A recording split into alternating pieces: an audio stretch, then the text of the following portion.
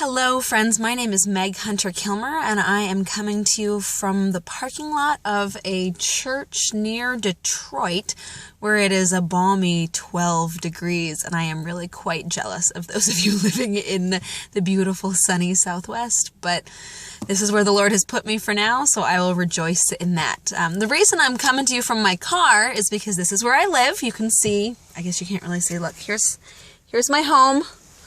All of my stuff. I hope there's nothing awkward and embarrassing out. Did you see my cheese curls? I am a missionary. I drive around the country and I give talks and retreats and speak at churches and schools and random people on the street. I hold up a sign that says free prayers, and I have a t-shirt that says I'm a Catholic, ask me a question, that I wore on the Strip in Vegas and I wore to BYU. And I'm trying to be obedient and be faithful to who God's calling me to be. And in that, I've been to 48 states in the past 21 months. I actually made 48 states in 1 year exactly, so that was pretty exciting. And since June of 2012, when I moved into my car, I've put almost 55,000 miles on it. So I live out of my car. I don't live in my car. I don't sleep in my car. Everything that I own travels around the country with me. I don't have a home anywhere. So I'm on the road 365 days a year. I do have a home address because you need that for tax purposes, but I might not get there for 6 months at a time sometimes. And it's kind of a bizarre life that I live. It's not something that I ever would have anticipated from my life. I went to a pretty rigorous high school, and then I went to Notre Dame. I got 2 degrees in theology, a very impressive and expensive education. And then I taught middle school and high school religion for 5 years, and really loved what I was doing. But towards the end of my last year teaching, I just really felt a lot of unrest. And my life was a lot easier externally than it had been really probably ever before. I was teaching only classes that I'd taught before for the first time in my teaching career. I didn't have any extracurricular activities. I didn't have any obligations outside the classroom. I'd really kind of found my groove, and I was just miserable.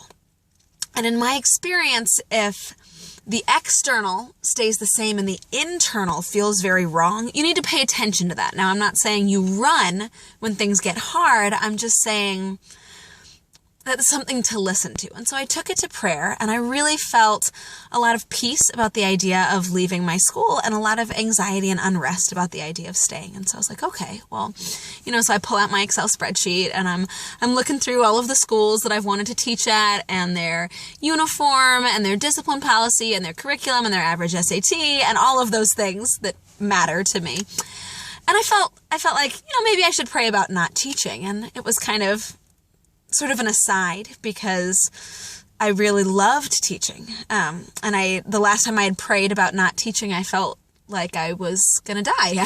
I kind of had a panic attack and almost crashed my car. And so I was like, okay, Lord, do you want me to stop teaching? And I felt this inexplicable, deep, abiding peace. And I was like, oh my goodness, well, I don't really know what to do with this. And I was talking to a priest friend of mine, and I said, Father, this is all I've ever wanted to do. This is all I've ever trained for. And he said, well, you've been wanting to do more public speaking, and you're really good at that. And I was like, Father, you can't just quit life and be a public speaker. And I took it to prayer, and God just said, tell me why not. Tell me why not. And I kind of sat there, and I was like, well, there have to be reasons, right? This is totally imprudent and ridiculous. Who does this? But it just made a lot of sense. It just fit.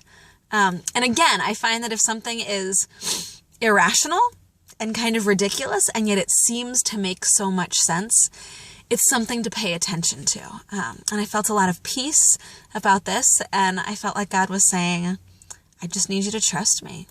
I just need you to let me be in charge. And so I quit my job, and I packed everything into the trunk of my car, and I started driving. And it's been ridiculous and amazing, and beautiful and hard and confusing. And, there are days when I get up and I start driving, and I don't know where I'm going to spend that night. Most of the time I do. Mostly I do. But every once in a while I just go on Facebook and I'm like, hey, I need some place to stay between Alabama and Kansas. Can somebody hook me up? I've got to go to Hawaii twice. I'm going to Europe in the fall. You know, it's interesting because I feel like I said to God, like, okay, I'm a pretty big deal and I'll be super generous with my life and I'll like live for you. And he was like, oh yeah, you're generous. You're the generous one. I'm going to send you to Hawaii in January for 2 weeks. Now who's generous? And I was like, oh, yeah, it's you. That's a good point. But I think it's interesting because when I talk about this, a lot of times people are like, oh, wow, you must be like super holy and really trust God. And, you know, my life isn't really any different from any of yours. Like, yeah, I live this sort of radical life of trusting God, but we're all supposed to. Yeah, God is in charge of my life, but he's in charge of yours too. It's just more evident in my life. It's more obvious on a day-to-day basis, but that doesn't mean that God is any more Lord of my life than he is Lord of yours.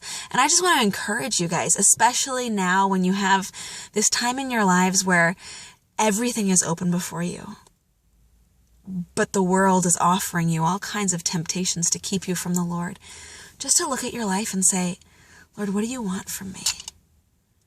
Because to be a Christian is to be radical for Christ. All Christians, not just me. Right? Christianity is not a 1 hour a week proposition. Christianity is an all-encompassing, give your life kind of a proposition.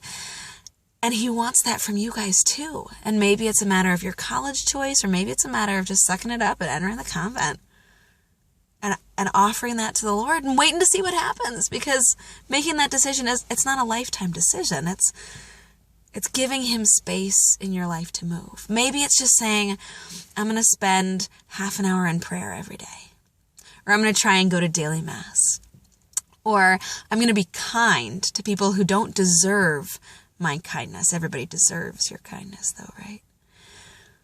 But there's something radical that God is calling you to do, to give up sin, to turn to him in prayer, to be kind, to be courageous. Take that to prayer. Ask the Lord, what do you want from me? And don't be afraid, because whatever he asks from you, he's going to give you so much more in return. This God of ours loves you so much that you will never possibly understand. And so anything he asks from you, it's because he wants you to be happy. I'm hoping that I'm going to be able to get out there and hang out with y'all in May. So why don't y'all do me a favor? Why don't you decide for these next couple of months to be really holy? Can you do that for me? Just pray, just ask the Lord to show you who he wants you to be. And when I get there, will you tell me how God has moved your heart? And will you tell me how he's teaching you to love him? Let's just be saints together. I know it's a lot to ask from a random hobo in a car in Michigan for me to come in here and be like, let's all be saints. But, you know, at the end of the day, what else is there? At the end of the day, either you lived for God or you rejected him. Which one do you want?